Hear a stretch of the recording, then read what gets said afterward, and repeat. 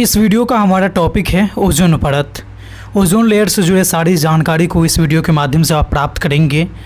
इस वीडियो के माध्यम से आप जानेंगे कि ओजोन परत क्या है, ओजोन परत का निर्माण कैसे होता है, ओजोन परत के कौन कौन से महत्व हैं, उसकी क्या विशेषता है, इसको भी जानेंगे। और साथ ही साथ ओजोन परत में जो छिद्र हो रही है यानी ओजोन परत का क्षरण कैसे हो रहा है, उसके प्रमुख कारण एवं उसके रोकथाम के उपाय के बारे में भी आप जानकारी को प्राप्त करने वाले हैं। तो स्वागत है एक बार फिर से आप सभी का आपके अपने यूट्यूब चैनल आर स्टडी पे। इस YouTube चैनल के इस वीडियो के माध्यम से चलिए आज हम लोग जानते हैं ओजोन परत के बारे में। ये ओजोन परत क्या होता है, सबसे पहले इसको हम लोग जानते हैं। तो देखिए, ओजोन जो एक परत होती है ये पृथ्वी को घेरे हुए एक परत होती है। जैसा कि आप तस्वीर में आप देख सकते हैं कि ओजोन एक प्रकार का क्या है कि परत होता है जो हमारे पृथ्वी के ऊपर अवस्थित होते हैं। जो सूर्य से आने वाले जितने सारे किरण होते हैं वो पहले इस परत में प्रवेश करते हैं, इसके पश्चात ही हमारे पृथ्वी तक पहुंच पाते हैं। यानी कि ये जो एक प्रकार का परत है ये पृथ्वी और सूर्य के बीच का एक परत होता है जो पृथ्वी को चारों ओर से ढके रहती है। और ये परत करता क्या है, तो जितने सारे सूर्य के जो रे होते हैं उसके विकिरण हैं ये जब पृथ्वी की ओर आते हैं तो पहले इस परत के अंदर प्रवेश करती है और जितने सारे हानिकारक खासकर परावैंगनी विकिरण होते हैं उसको ये अपने अंदर एब्जॉर्ब कर लेते हैं, अवशोषित कर लेते हैं। और बाकी किरण जो हानिकारक नहीं हैं उसी को पृथ्वी तक आने के लिए रिलीज करते हैं। तो एक तरह से हम लोग कह सकते हैं कि ओजोन जो है वह पृथ्वी का सुरक्षा कवच है। क्या है? ओजोन जो है पृथ्वी का सुरक्षा कवच है। ठीक है, इसका दूसरे नाम से भी जानते हैं ओजोन परत को कि पृथ्वी का सुरक्षा कवच। क्यों सुरक्षा कवच है? तो क्योंकि ये हमारे पृथ्वी को सूर्य से आने वाले हानिकारक परावैंगनी विकिरण से रक्षा करती है। इसीलिए हम लोग कहते हैं कि ओजोन जो है वह एक पृथ्वी का सुरक्षा कवच होता है। ठीक है, ओजोन परत आखिर ये होता क्या है? तो देखिए, ओजोन परत एक ऐसी परत होती है जो सूर्य से आने वाली जो भी परावैंगनी विकिरण होती है उसको ये क्या करती है, खुद में अवशोषित कर लेती है और जिससे वो किरण पृथ्वी तक नहीं पहुंच पाती है और पृथ्वी पर जितने सारे सजीव हैं वो परावैंगनी विकिरण के दुष्प्रभावों से बच जाते हैं। यानी उसके दुष्प्रभावों से सजीवों की रक्षा मिलती है।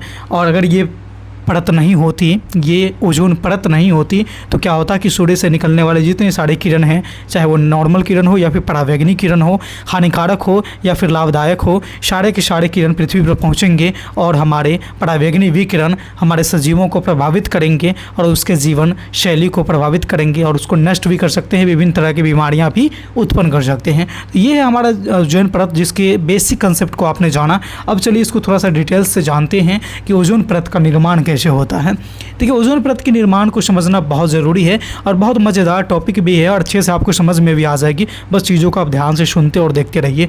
देखिए, ओजोन का जो निर्माण होता है वो ऑक्सीजन से होता है। थोड़ा सा हैरानी करेगी आपको ये बातें सुन के कि ऑक्सीजन, जी हाँ, वही ऑक्सीजन जो हम लोग सांस के रूप में लेते हैं। ठीक है, पेड़ पौधे इसको रिलीज करते हैं, वही ऑक्सीजन के मिलने से यानी ऑक्सीजन के अनेकों अणुओं के मिलने से ओजोन परत का निर्माण होता है। ये ऑक्सीजन है जिसका जो आपका ये दो परमाणुक होते हैं, इसको O2 के रूप में हम लोग लिखते हैं। तो ये क्या होता है कि ओजोन परत का जो निर्माण होता है वह ऑक्सीजन के अणुओं से मिलने से होता है। ठीक है, ये ऑक्सीजन के अणु कैसे मिलते हैं? चूँकि हम सभी लोग जानते हैं कि सामान्यतः ऑक्सीजन जो होते हैं वो द्विपरमाणुक होते हैं। द्विपरमाणुक कहने का मतलब हुआ कि O2, जैसे O ऑक्सीजन का इसका जो संकेत है इसको हम लोग O2 करके लिखते हैं। नीचे में जो दो इसलिए लगा दिए क्योंकि ये द्विपरमाणुक होते हैं। और हम सभी लोग जानते हैं कि हमारे सूर्य से आने वाले जो परावैंगनी विकिरण होते हैं ये समताप मंडल में यानी पृथ्वी से ऊंची क्षोभ मंडल की जो ऊपरी स्तर है वो आपके समताप मंडल होते हैं। उसमें ये किरण जो होते हैं ऑक्सीजन पर जब इसका प्रभाव पड़ता है, जैसे मान लीजिए कि यहाँ से सूर्य की प्रकाश आ रही है, ये हमारा सन है। ठीक है, ये हमारा सन है और इसकी प्रकाश आ रही है और O2 पे पड़ रही है यानी ऑक्सीजन जलवाष्प के रूप में तो हमारा ऑक्सीजन ऊपर तक पहुंच जाते हैं ना। इस पर जैसे ही पड़ेगी तो ये इसको जो तोड़ देते हैं। तोड़ने का मतलब क्या है कि इसको अलग अलग भागों में विभक्त कर देते हैं। O जैसे ये दो है ना तो इसको एक एक करके एक एक परमाणु में तोड़ देते हैं। ठीक है, यानी कि हम कह सकते हैं ऐसे कि सूर्य से आने वाली परावैंगनी विकिरण जो होते हैं वो ऑक्सीजन के अणुओं को तोड़ती है जिससे ऑक्सीजन दो परमाणु में विभक्त हो जाते हैं। कौन कौन से? तो O अलग हो जाएंगे और एक O अलग हो जाएंगे। यानी कि O2 जो था पहले वो विभक्त होकर के O+O बन गया, मतलब एक एक अलग अलग हो गया। अब देखिए क्या होता है कि जब ये O2 पहले से था और कुछ O2 को ये तोड़ करके अलग अलग OO में विभक्त कर दिया, अलग अलग परमाणु में विभक्त कर दिया, तब क्या होगा कि कुछ स्वतंत्र ऑक्सीजन जो होते हैं जैसे O2 और कुछ उसके परमाणु जो उसको परावैंगनी विकिरण ने तोड़ा है, ये अलग अलग हो गए। ये दोनों आपस में क्या करते हैं, अभिक्रिया कर लेते हैं। जैसे O2 है और ये अभिक्रिया किससे कर लेंगे, तो जिसको परावैंगनी विकिरण जो है तोड़ा है, ऑक्सीजन के एक परमाणु को अलग किया है, उससे ये अभिक्रिया कर लेंगे और ये संयोग करके अभिक्रिया करके क्या बनाएंगे, प्रतिफल। तो ये बनाते हैं O3।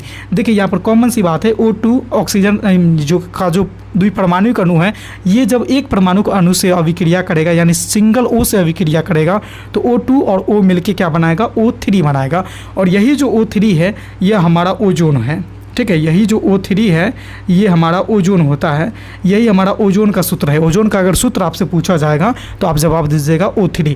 देखिए ऑक्सीजन के 3 परमाणु के मिलने से ओजोन गैस का निर्माण होता है। अब यहाँ पर देखिए ऑक्सीजन जो होते हैं उसमें केवल 2 परमाणु होते हैं O2 और इसमें एक परमाणु और मिल गया, तो ये कितने परमाणु हो गए, O3 हो गया। और ये O3 जो बना है यही ओजोन गैस होता है। और जब ओजोन गैस एक बहुत ही बृहत मात्रा में बन जाते हैं तो एक सतह का निर्माण करती है, कहने का मतलब कि एक परत का निर्माण करती है और यही परत को हम लोग क्या कहते हैं, ओजोन परत के नाम से जानते हैं, ठीक है।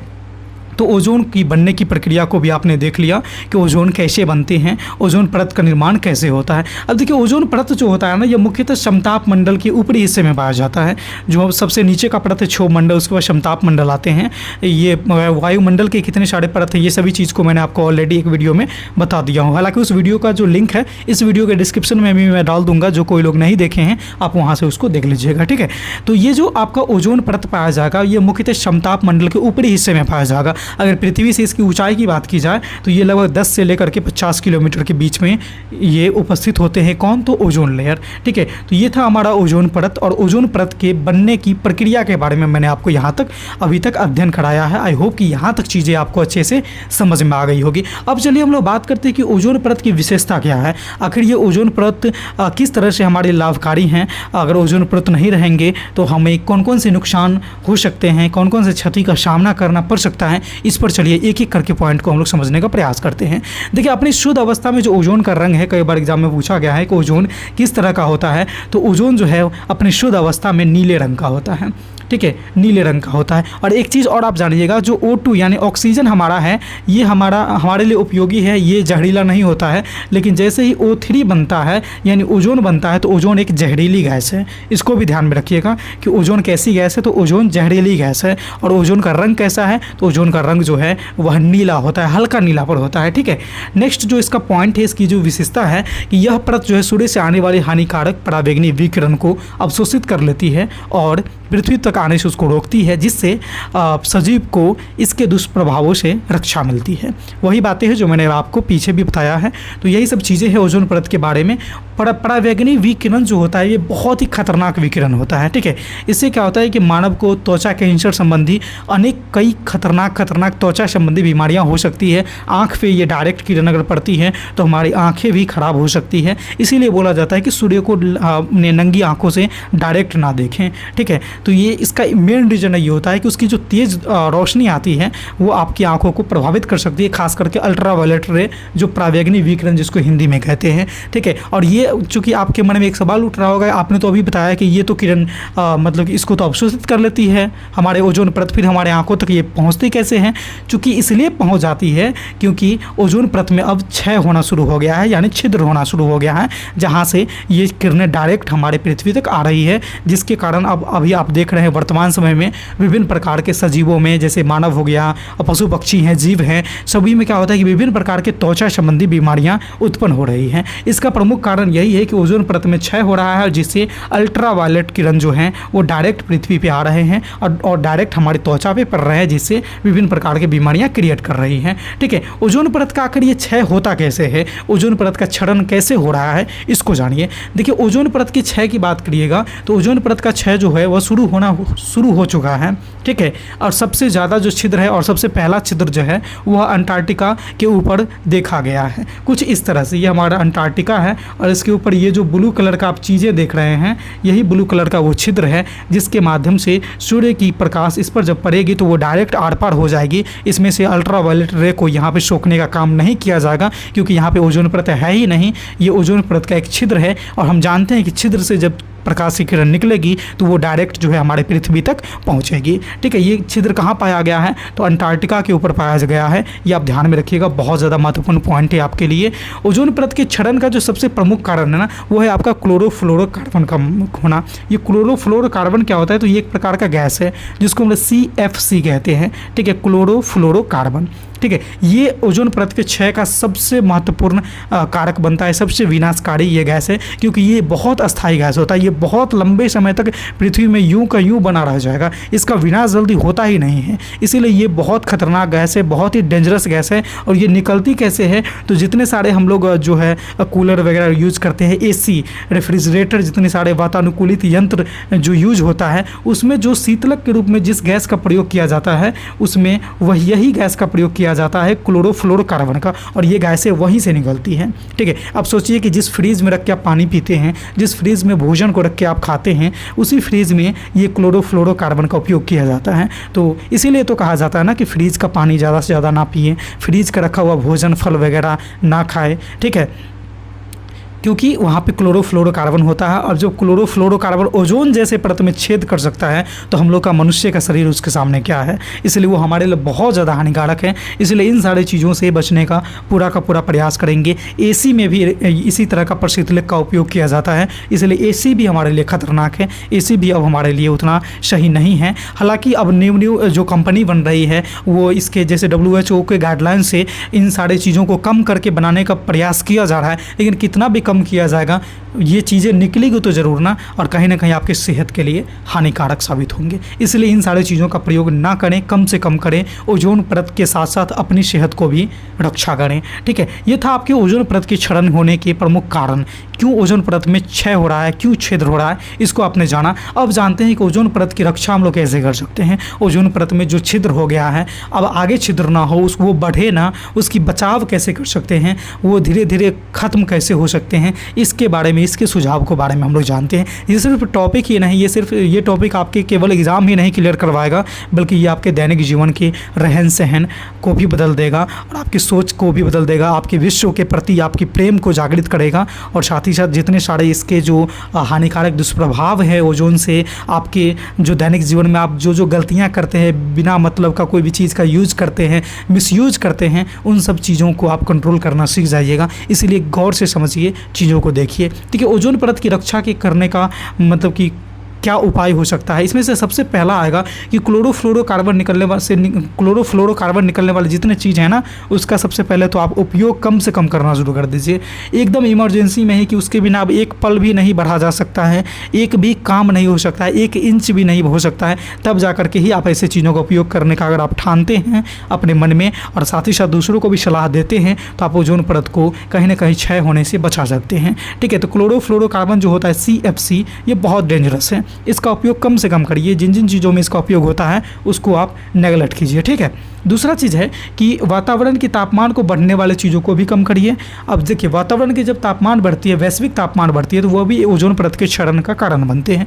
इसीलिए वातावरण का जो तापमान है उसको जिस चीज़ से बढ़ती है उसको आप कम करने का प्रयास करेंगे। और उसको कम करने का एक सबसे अच्छा मतलब सटीक जो आपका काम है वह ये है कि अधिक से अधिक आप पेड़ लगाइए। जितना ज़्यादा पेड़ लगाइएगा आप पाएंगे कि वातावरण को आप उतना ज़्यादा मेंटेन करके रख सकते हैं, उतना ज़्यादा संतुलित करके रख सकते हैं। क्योंकि एक और जहाँ आपके दैनिक क्रियाकलापों के फलस्वरूप अनेकों विषैली गैसें निकलती है, तो वहीं दूसरी ओर पेड़ पौधे उन गैसों में से जैसे कार्बन डाइऑक्साइड वगैरह को एब्जॉर्ब करके उसको ऑक्सीजन में बदलने का काम करती हैं। तो ये एक तरह से पेड़ पौधे हमारे लिए वरदान हैं, इसीलिए इसको ज़्यादा से ज़्यादा लगाइए और इसकी रक्षा करिए। इससे आप ओजोन परत के में होने वाले क्षय को भी कम कर सकते हैं। और हाँ, एक चीज़ और है जो आपके लिए बहुत महत्वपूर्ण है कि नाइट्रस ऑक्साइड के जितने सारे प्रयोग होते हैं ना, उसको प्रतिबंधित ही कर देना चाहिए। प्रयोग कम नहीं करना चाहिए, बल्कि उन सारे चीज़ों चीज़ों को प्रतिबंधित ही कर देना चाहिए, क्योंकि ये इतना ज़्यादा खतरनाक है नाइट्रस ऑक्साइड, ये आपके ओजोन परत के क्षरण का भी कारण बनते हैं। साथ ही साथ आपके अम्ल वर्षा वगैरह जो आप सुनते हैं वो सब के भी, आप एसिड रेन वगैरह सबका कारण बनते हैं। ये बहुत डेंजरस चीज़ है, इसलिए इस सब का प्रयोग आप कम से कम करेंगे, ज़रूरत के हिसाब से, ज़रूरत से भी कम करेंगे तो आप कहीं ना कहीं ओजोन परत के क्षय होने से बचा सकते हैं। विश्व को जो संकट घेरेगी आने वाले समय में, उस संकट को आप कम करने का प्रयास कर सकते हैं। इसलिए सभी लोगों को जागृत होने की अब समय आ गई है, अब वो घड़ी आ गई है कि सभी लोग एकदम साथ में साथ कदम मिला के इस बात को माने कि जो चीज़ हमारे लिए नहीं है, जो हमारे विश्व के लिए नहीं है, जो हमारे मानव जाति के लिए नहीं है, जो हमारे सजीवों के लिए सही नहीं है, उसका हम कम से कम प्रयोग करेंगे, ना के बराबर प्रयोग करेंगे। तो इन सारी चीज़ों को आप फॉलो करते हैं तो ओजोन परत की क्षय होने से आप बचा सकते हैं, उसकी रक्षा कर सकते हैं।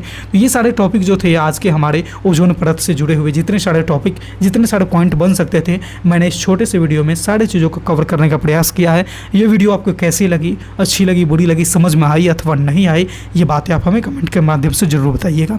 और हाँ, अगर आप हमारे चैनल पर पहली बार आए हैं, पहली बार इस वीडियो को देख रहे हैं, तो चैनल को सब्सक्राइब कर लीजिए और साथ ही साथ बेल वाला आइकन को इसलिए प्रेस कर लीजिएगा क्योंकि इस तरह के रोचक, महत्वपूर्ण और उपयोगी वीडियो में जब कभी अपलोड करूं तो उसका नोटिफिकेशन आप तक सबसे पहले पहुंच जाए। तो इस वीडियो में बस इतना ही था, फिर मिलते हैं अगले वीडियो में नए टॉपिक के साथ। तब तक के लिए देखते रहिए हमारे चैनल आर्कर स्टडी को। धन्यवाद।